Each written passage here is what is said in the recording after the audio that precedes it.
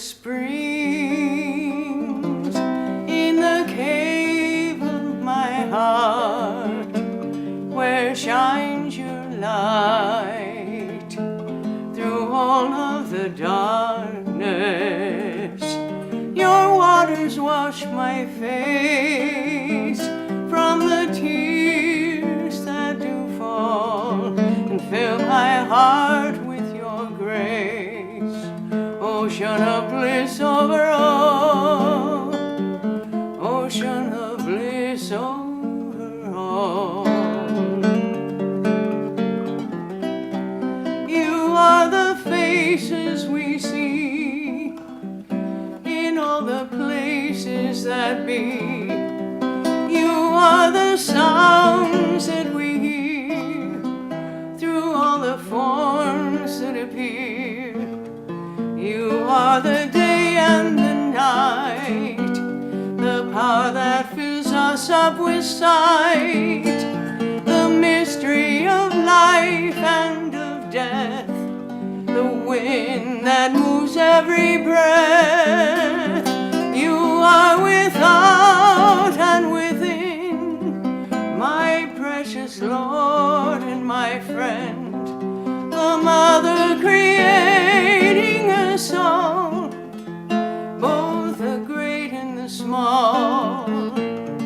Brahman is all and is one, Atman and Brahman are one. Within the cave of my heart, Atman and Brahman never will part, never will part.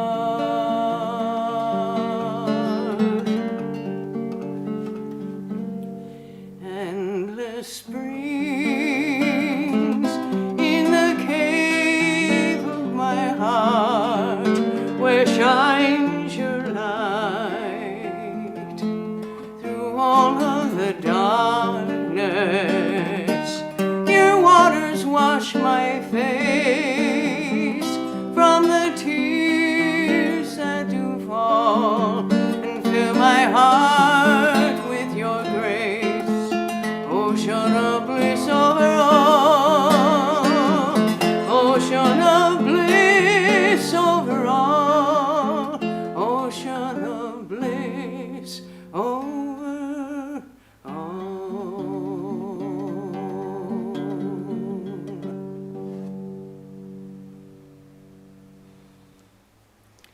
Always so inspiring chanting. I think we could just listen to the song and just like, okay, that says it all. Thank you. I'll begin with a chant. Om Asato Ma Sadgamaya Tamaso Ma Jyotirgamaya Mrityor Ma Amritam Gamaya Habir Habir Maheti Rudrayate Dakshinam Mukham Tenama Pahanityam Om Shanti Shanti Shanti. Om. Lead us from the unreal to the real. Lead us from darkness to light. Lead us from death to immortality. Light us through and through ourselves, O Lord, and protect us always with your sweet, compassionate face. Om, peace, peace, peace be unto us all. Good morning, and I'm very sorry to inform you with deep regret that I am not Swami Arupeshananda. Believe me, I regret it more than you do. I was really looking forward to that talk, but he came down sick and found out by last Friday that he really wasn't feeling well enough to be here, and whatever he had, he certainly didn't want to give it the possibility of giving it to anybody else. So I thought, well, at least he had a great topic, which I'd never thought about, so I thought, well, it's a good opportunity for us all together to think more about these near-death experiences. So, on that note, let's do it. Plato once said, isn't philosophy the study of death? And I thought, well, that's true, but it isn't just for philosophers, people in the philosophy department at a university. It's like something that we all have to deal with. Whether we like it or not, we all have to deal with the fact of death. In the Katha Upanishad, the young boy, Nachiketa, goes and meets Yama, the king of death. And he tells Yama, he said, there is that doubt. Some people say that after death he is, and another person will say he is not. Taught by you, I would like to know this. And Yama says, oh, no, I want to, but Nachiketa presses him. And he said, there is no teacher better than you, Yama, to explain the mystery of death. And I think that's what attracts us all to the study of near-death experiences, because it kind of pierces the veil of that mystery of death.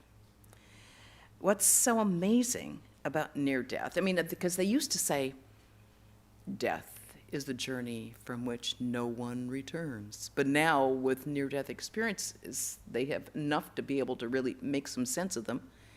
We do get some sense of what it's like to have that journey and what happens with the journey. And you know what's interesting, because of these miracles of modern medicine, it is possible approximately 18% of people who have a near-death experience and come back have a very powerful memory of the experience. It's not the majority. Most people are just like, I was out, and I came back. But 18% have a very powerful memory of that experience.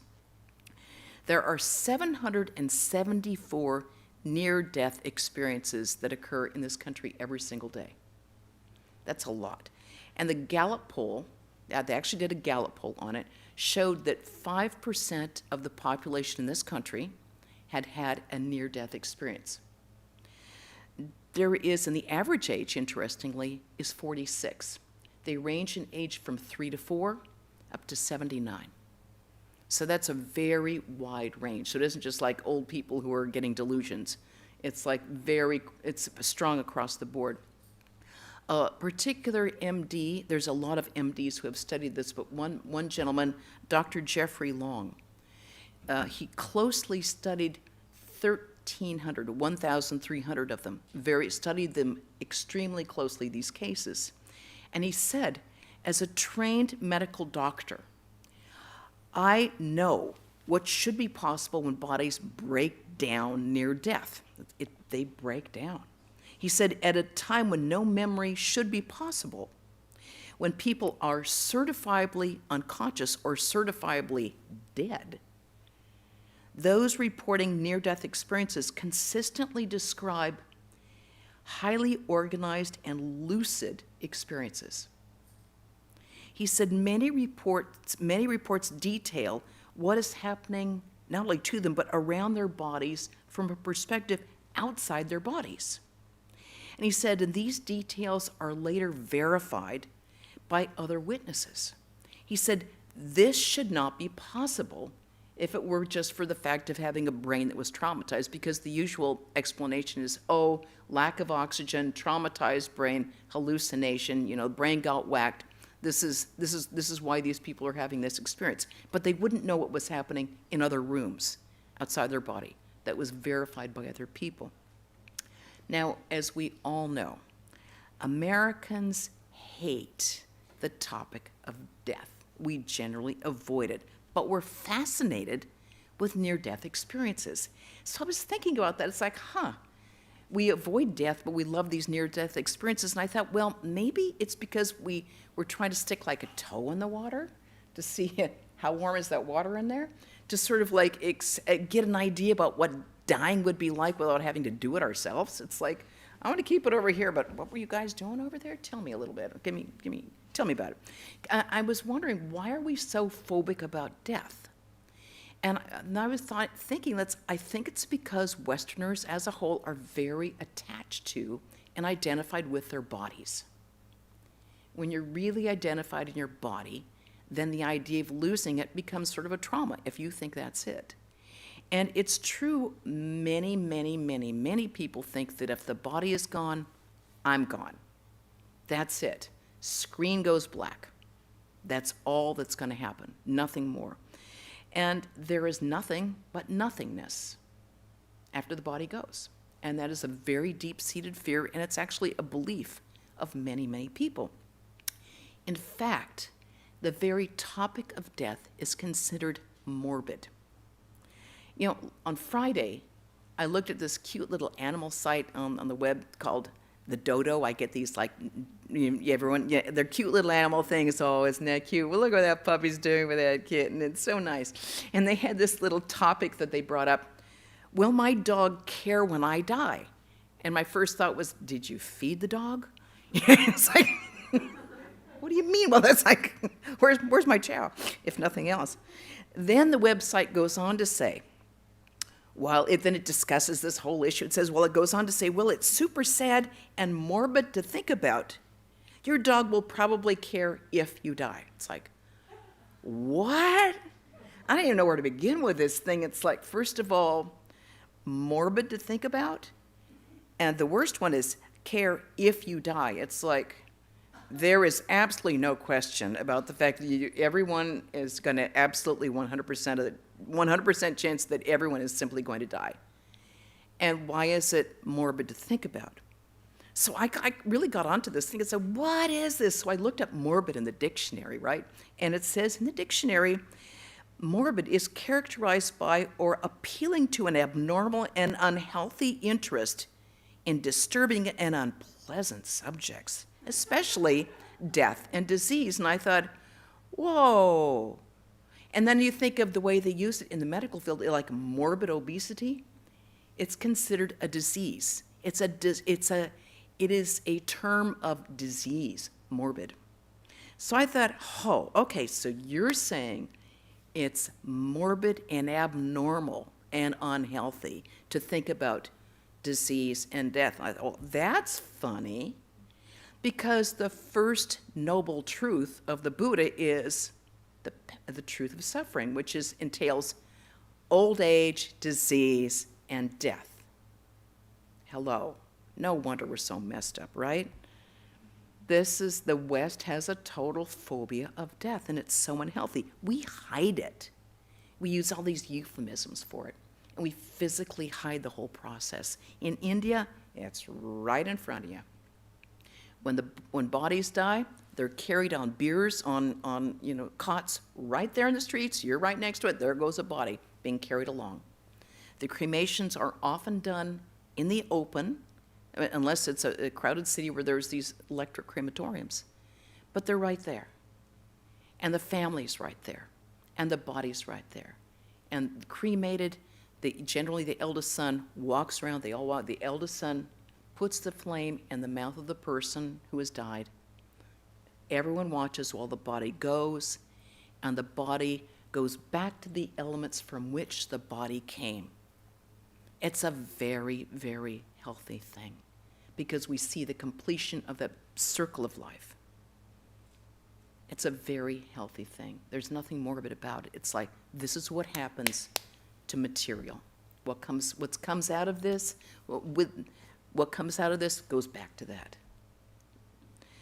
So over 50% of Americans now choose cremation over burial, which is a really huge change in a short amount of time, because not that long ago, cremation just wasn't done.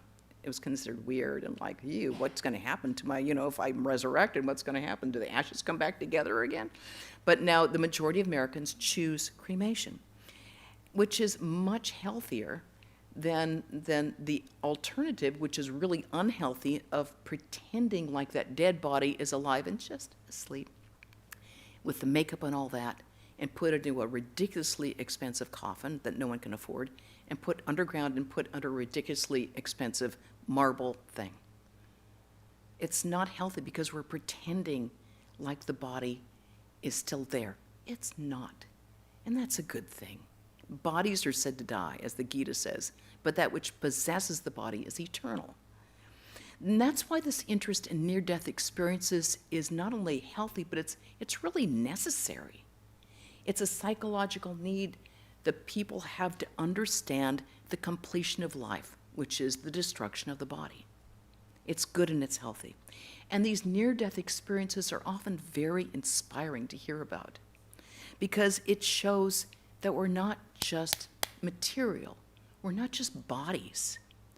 We are spirit, which separates from the body and has these wonderful experiences of joy and peace and the sense of well-being. Dr. Robert Cole described his own near-death experience. He said, "At first it was the light, a brilliant white light without reflection and without glare." He said, then the feeling of this kind of quiet jubilation. He said, and an incredible serenity just overwhelming me, enveloping me. He said it was not like ecstasy or any feeling that I could identify. He said it was glory, but in the most positive and the warmest sense of the word. And that rings true, because we in Vedanta, it's like our real nature is pure joy, pure being, pure consciousness. And it's our ego and our desires that just get in the way of experiencing who we really are to begin with. This woman from Germany said of her experience, she said, the experience was pure freedom. She said it was simply the most natural thing in the world. And she said, I knew that's my home. That's my original being, the original existence of all of us, she said, the home of all of our souls. She said, it's from here I go, and it's here that I belong. We all come from here, and we all go back there. She said, it's a very deeply familiar sense of home and belonging pervaded me completely. She said, I was one with everything.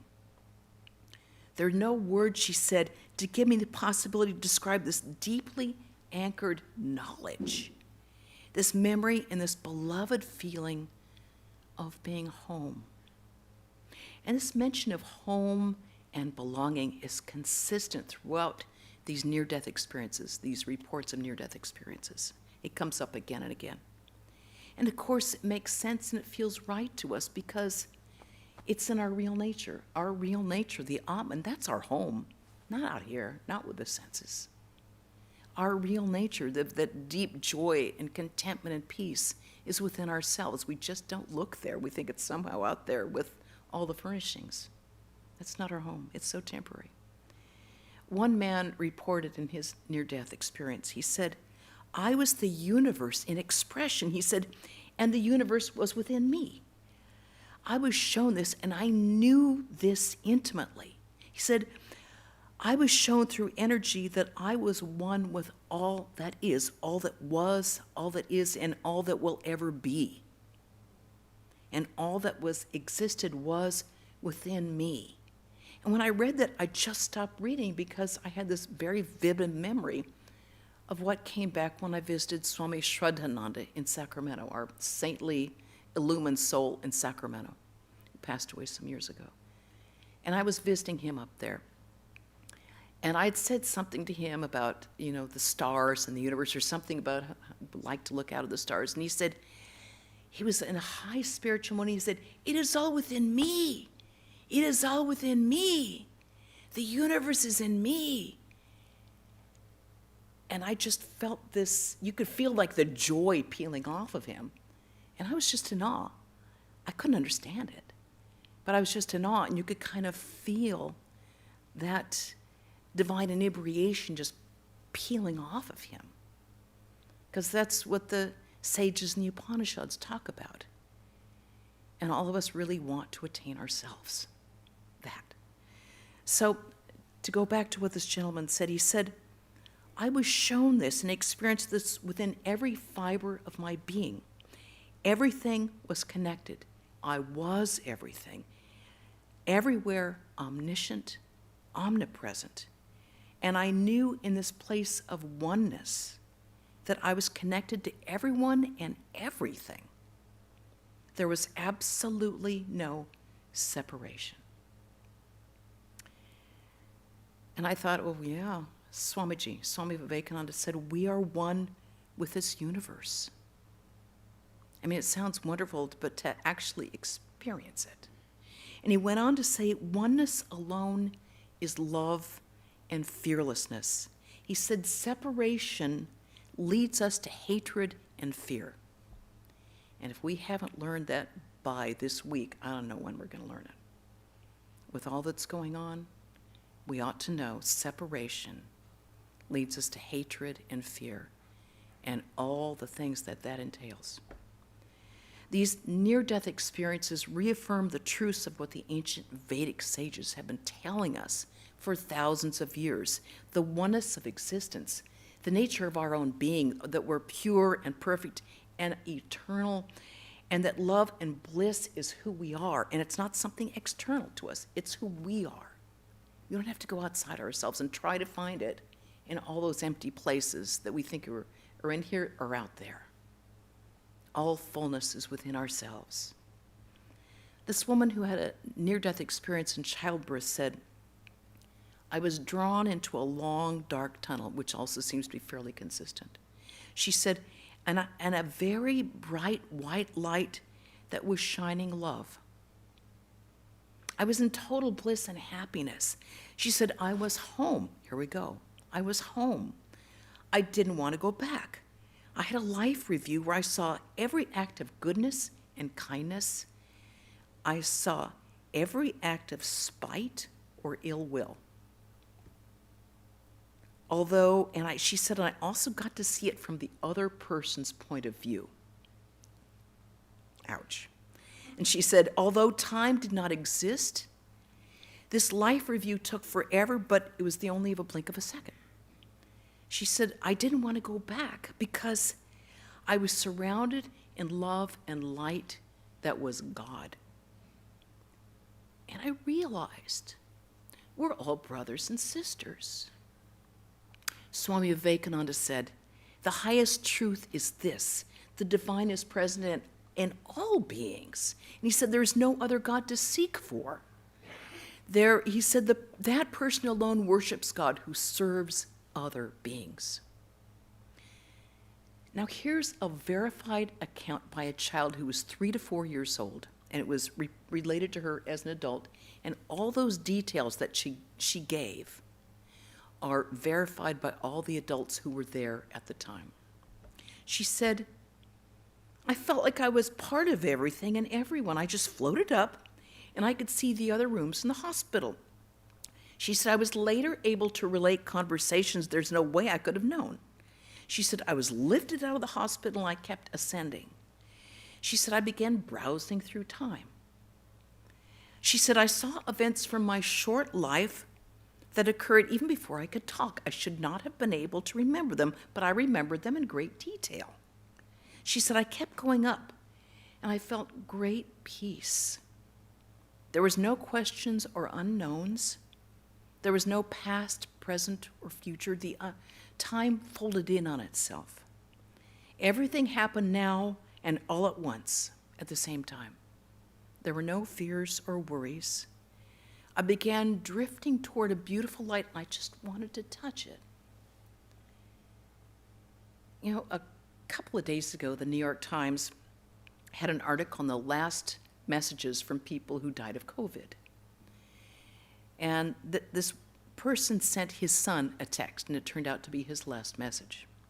He said, he texted to his son, intubation soon, love you all, and love each other. A woman I know, Marie-Josée, was diagnosed out of nowhere with stage 4 terminal lung cancer. Now this woman was strong, healthy, never smoked a cigarette in her life, never was in polluted air. She was French-Canadian, tough as nails, and had no intention of dying. She said, I am strong, I am tough, I'm going to beat it, I am strong, I am healthy. And she had 3 daughters, all in their 20s, and by damn, she was not going to die because she was going to be there for her daughters. So she said, I'm strong, I'm beating this. And so she did everything in her power to beat cancer. But cancer was stronger, and karma is stronger. So she died. And she came back, and she said, I can tell you that, she said, it was so beautiful. There was so much love. There was so much love. I did not understand. There was so much love. I'm not afraid to die. And she did. She died 3 days later, completely at peace, completely okay. She was no longer afraid. Another person who had a near-death experience said, I felt completely accepted, totally whole and loved, loved beyond comprehension, loved in my entirety. A lot of people think, well, this part of me is lovable, but this part, I'm going to put under lock and key because God's not going to love this. No one else is going to love this. I'm just going to bury it beneath the coal mine here. But she said everything was known and everything was loved. Love beyond in my entirety. Love with a love I've not felt here. Love with the purest love there can be. I felt I was home. I felt I knew this place, space, being, and it was light. There was a woman who died of cardiac arrest, and she had a very powerful experience of Jesus. She said, Jesus told me kindness was so important. Treat each other kindly. He said we're all connected, and he wants us to treat each other like royalty. He said he cries a lot for us because we treat each other, because of the way we treat each other and the way we treat ourselves. She said, when we look in the mirror, we find bad things about ourselves that we don't like. And she said, then we criticize ourselves. She said, this makes him cry worse than ever because he sees us as absolutely perfect. He sees us as absolute perfection. Christ said, be perfect, even as your Father in heaven is perfect. And we say, oh man, come on, I can't even do that by breakfast time. Are you kidding me? I'm a human being. I make mistakes. Don't give me all perfect stuff. But that's not, yeah, exactly, we're human, we make mistakes, but that's not the perfect that Jesus is talking about. He's talking about our inner nature, our real me, our real us, which is perfect and pure, immortal, love, embodied. That's what he's talking about, not the little stuff, not the stuff that we criticize ourselves and criticize others about. That's not what he's talking about. The big picture is what God sees, what Jesus sees, what all divine beings see. Not the mistakes, not the stupid things that stupid beings do. Our real, the Upanishads, the Vedas, every scripture, we are pure, perfect, blessed, eternal. We're not tainted by any of that. That's who we really are. That divine being that is love incarnate is shining within our own hearts. We don't see it, and we don't see it in others. But our life's goal has to be to see that and realize it and know it from the depth of our being. A young girl had this revelation when she died after being thrown from a horse. She said, I knew that every action may seem evil, but it worked for the greater good. And she said, all was perfect in one way or the other. I thought, wow, after this week with all that's going on in Ukraine and the racism and the bigotry and the hatred and all this, like, oh, God, But the truth is, we can't see anything accurately. We can't understand because our minds are like this big. Our container for understanding it lacks the purity and it lacks the capacity to understand. How can we possibly understand the infinite? We don't know what happened in the past. We don't know what's happening in the future. We don't understand why things happen that they do. But as this little girl said, I knew that it worked for the greater good, and all was perfect in one way or the other. One woman had the experience, like so many others, of doing a life review. She said it seemed to take forever because every small detail was brought up. She said, I could witness and experience my life from many different perspectives. She said, I felt what others felt from their point of view. She said, it was hard to go through, but I knew it was to learn and to grow from my time on earth. She said, I remember hearing others cry and laugh because of what other beings did on earth. She also said she had a guide, and the guide told her, it's okay. We're all loved. This is not a judgment. She said, I was told that we all do best by experiencing it ourselves and learning it ourselves. She said, God does not judge us. No, we judge. We judge ourselves and we judge others.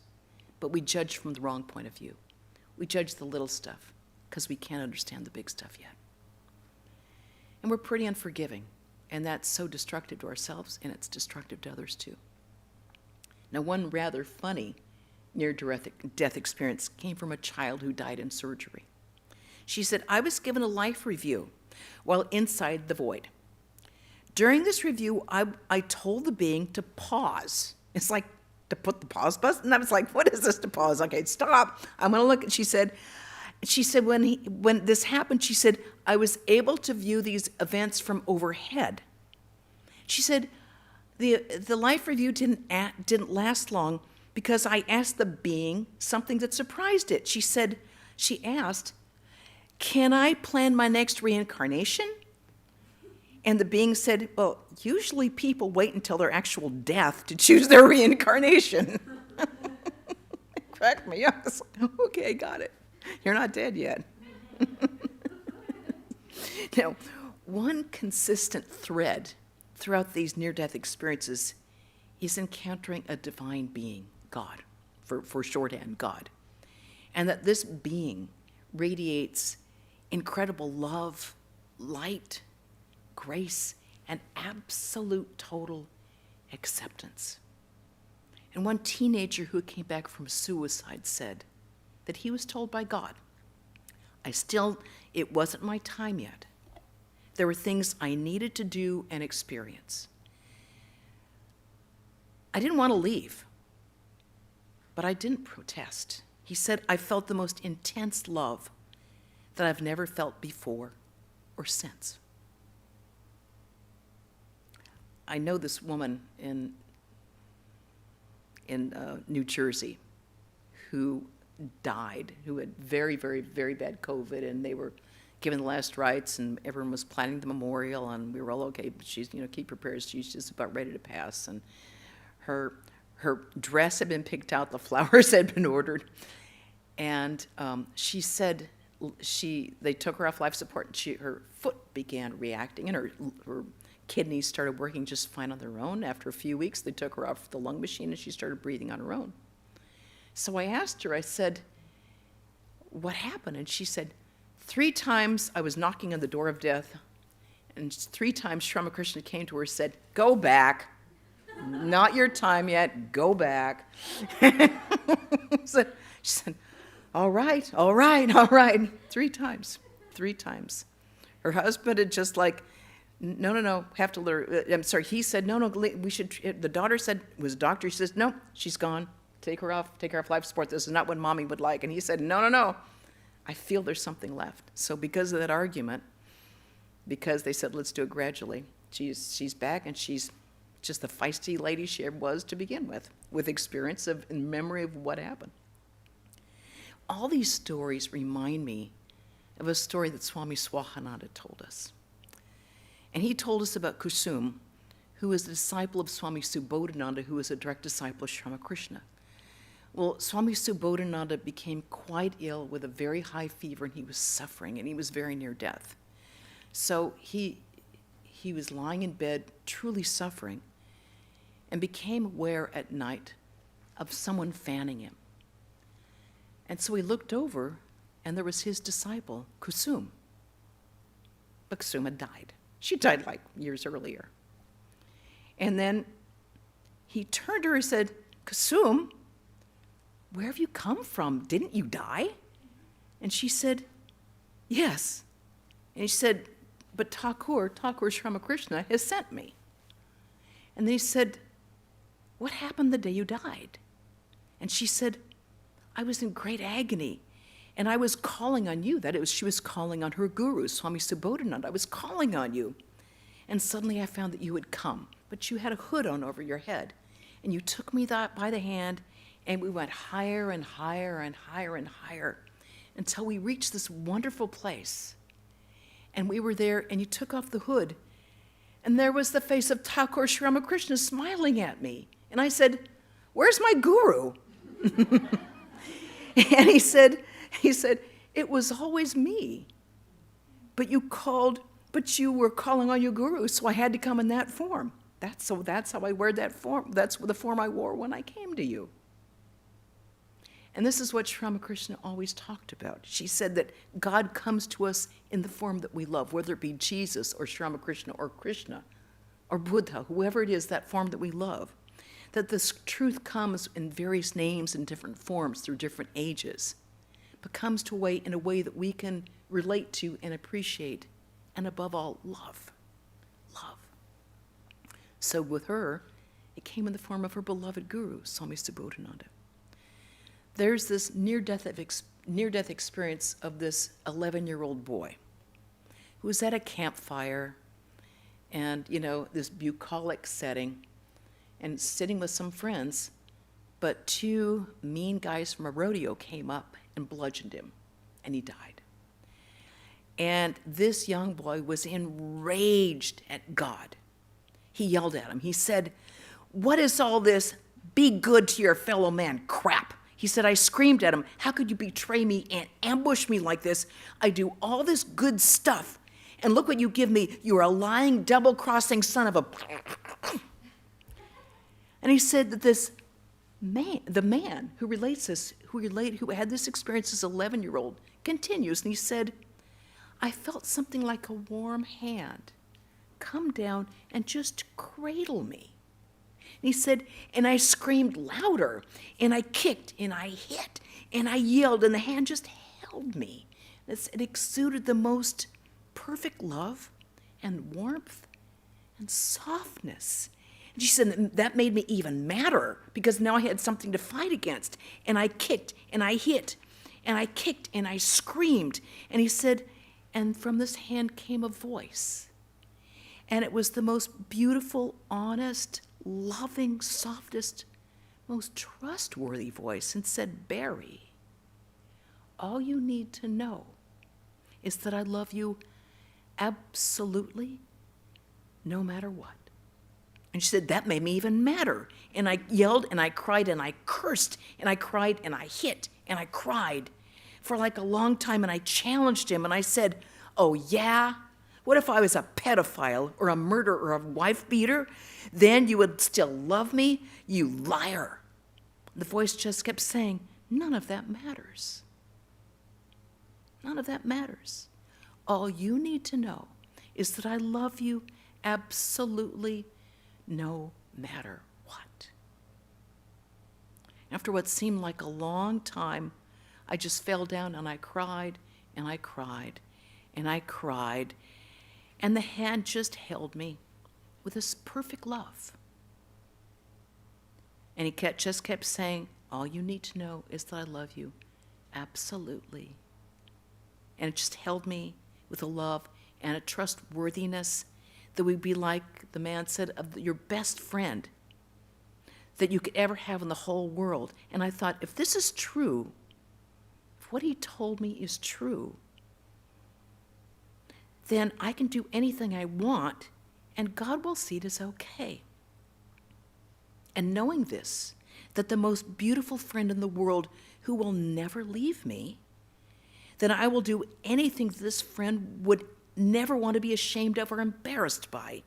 I will do whatever I thinks that he will like for him. Now, not all near-death experiences are pleasant. About 18% of near-death experiences are negative. Many of them are of a void or blackness, or feeling of being separated from the divine and from other beings. For some, it's sort of a hellish torment. One woman said that I was in a bad place in my life. She died of an overdose. And she said there were these dark angels who took her out of the hospital and took her to a place. And she said an evil presence wanted to know what her spiritual beliefs are and who she worshiped. And then she told them, she said, well, I believe in Jesus, and I don't think he would hurt me. And then she said, all of a sudden, I found myself out of hell. But she had a life review. And she said, the beings that were with me, they showed me in detail each mistake that I'd made in my life. And this review, she said, was so detailed that even inappropriate looks that I gave were shown to me and how it felt to others. I was shown how my behavior hurt others, and it was my responsibility to curtail my responses and to love others more fully.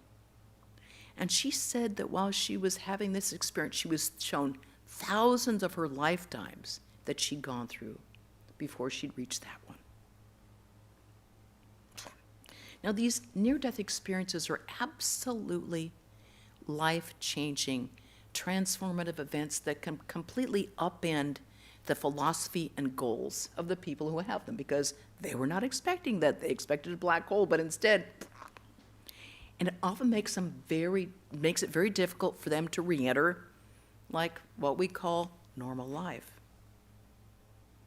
Now, there are a number of people who've done nothing in their careers, so to speak, their study, to do nothing but to examine near-death experiences and to kind of see what the similarities are. And there are an unbelievable amount of correlations and similarities from all these experiences. And these similarities they show this whole pattern of what happens. The light, the tunnel, all these meeting a being, right down the line. After they come out, they have a greater appreciation for life, higher self-esteem, greater compassion for others, greater compassion for the planet, being much more ecologically aware of how the planet as a whole and our responsibility for that, greater spirituality, elevated spirituality, a great desire to learn other things, and less interested in money, and then after them, not afraid to die, not afraid to die. One of our dear devotees, who I'm relieved to see is not here today, we hadn't seen her in a long time. Her daughter was in our Sunday school. I hadn't seen her in a long time. I said, hey, how are you doing? I haven't seen you in a long time. She said, yeah, I've been busy. She said, oh, did I tell you that I died? I went, huh? No, actually, you hadn't gotten around to telling me that one. And I asked her if she remembered any of it. She says, oh, yes, it was really quite vivid. And then many of the things that we talked about, she had exactly that. This wonderful being enveloped by love, and then she didn't want to go back. She wanted to come back at some point because of a child, but then she said, I really like it here. Can I stay for a while? And then being said, yes. And she came back to Cottage Hospital after 8 days. And so I said to her, after being related all this, I said, well, I guess you're not afraid to die. She said, no, I'm not. It's living that's hard. Yeah, right? And we can sort of understand this because we're immersed in this joy, in this love, and this beauty, in this incredible kindness and 100% acceptance. All of a sudden, thunk, back into the body, back into this world where people say, you had a hallucination. It's like, no, because 98% of the people who experienced this said the experience was realer than real. It was the most real thing that ever happened to them in their life. And now even their therapists are saying, it was a hallucination, get over it. Because for them, it was the most real thing that ever happened to it. But now, we're not going to talk anymore about them. We're going to talk about us. Because I think the most important takeaway from all this is that we don't have to die to have this experience. It's like, oh, I'm going to wait to die to be happy. I'm going to wait to die to be in bliss. I'm going to wait to die so I can finally be in peace. No. Our Portland Swami Asheshananda, who was a disciple of the Holy Mother, would rail against this idea of post-mortem emancipation. The idea that we can finally go be happy when we die and go to heaven and play on our harps with the angels sort of thing. No. Going to heaven, he said, going to heaven is a consolation prize. It's why would we say that? Because sounds like a pretty great place, right? No, because we have to come back again. Heaven is a temporary location. Just like this earth is, so is heaven. Why? Because we still have desires that have been unfulfilled. Because we still have karmas that we have to experience. So we'll be up there in bliss and back down again, where we create more desires, we create more karmas, and then we keep this, what they call samsara, birth, death. Birth, death. The wheel keeps spinning on and on and on. Meanwhile, we could have broken through those chains and experienced the joy and bliss that's within our hearts. This experience isn't for special people. It's not for saints, or just for saints. It's not for incarnations. It's not for gurus. It's not for people who walk off into a cave, they just get cold. It's not for people who are just monastics. It's for everybody, because it's our real nature. It's who we are. And all of us, one day or another, some lifetime or another, will experience that truth, because that's our real nature. It's our being. We think this is real. It's not. It's temporary. That is temporary too. Those mountains come crumbling down. Everything is temporary, except that which is real within us.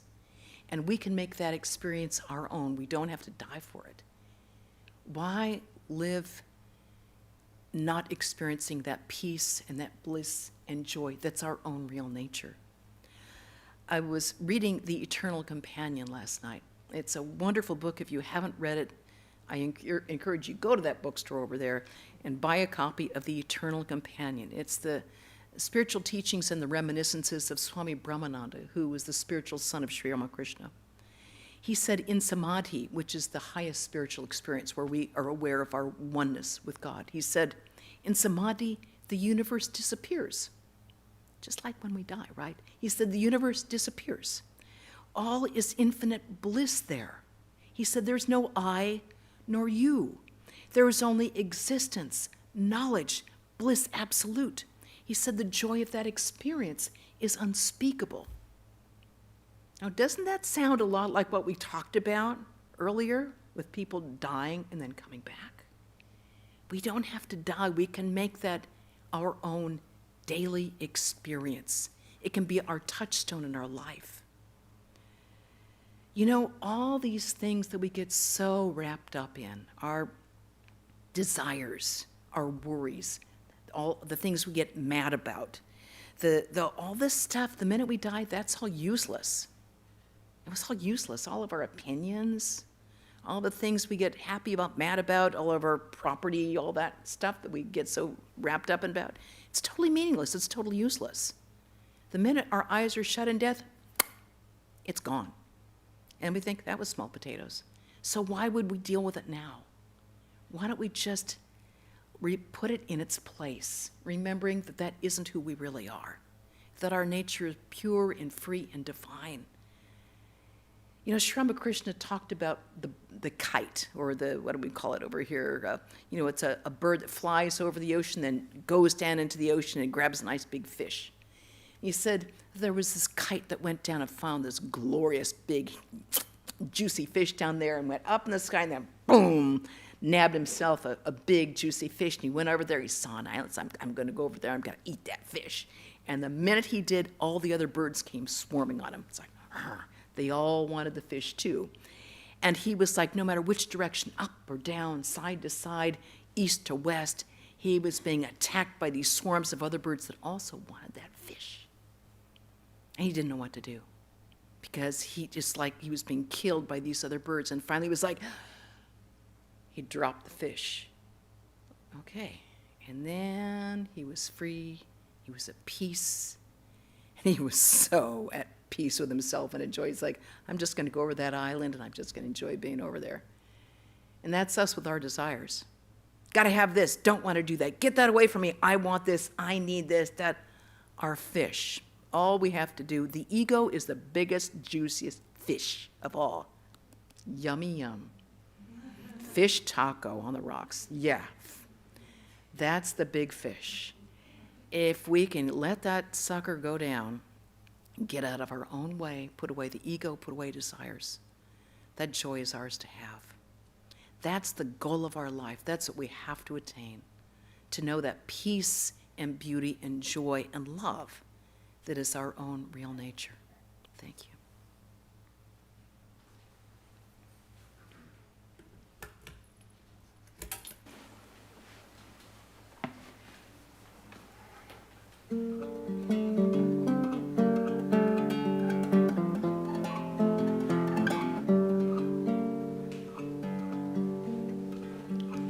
Lead us from illusion to truth and wisdom's sight. Lead us from the darkness that fills up the night. Lead us from death to endless life, to your heart of love, to your eternal light. Reach us through every veil that seems to hide your face, beyond our every ignorance, beyond both time and space. Give us strength and courage through thy blessed grace, and fill our hearts with your love, by your sweet, compassionate face.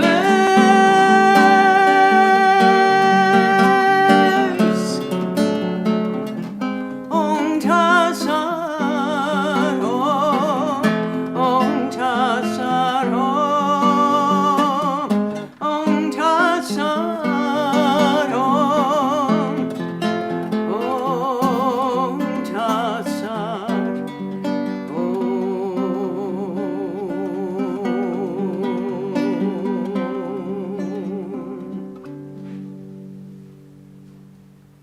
Oh, I love that major key you ended on. That was beautiful.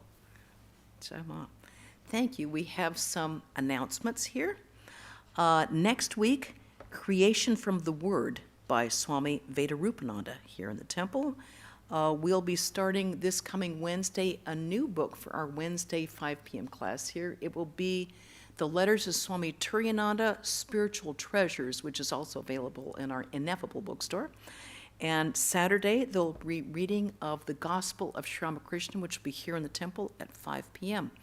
Also, I thought it would be good to tell you that I found a lot of this information on a website that Swami Arupeshananda told me about. God bless you, Swami Arupeshananda.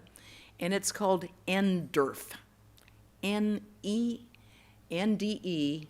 Near Death Experience RF, nderf.org or com, I can't remember. But it is the doctors who have put this together, and it's a huge trove of near-death experiences that are updated continually. So I found that absolutely fascinating, and I was just amazed by the similarities that are there with all these experiences. So on that, I will close with a chant, and those of you who know this chant, please feel free to join me. Om Purnamadav Purnamidam Purnat Purnam Udachyate Purnasya Purnamataya Purnam Eva Vashishyate. Om Shanti Shanti Shanti. Om. Filled with Brahman are the things we see. Filled with Brahman are the things we see not. From out of Brahman flows all that is. From Brahman flows all, yet is Brahman still the same. Om, peace, peace, peace be unto us all.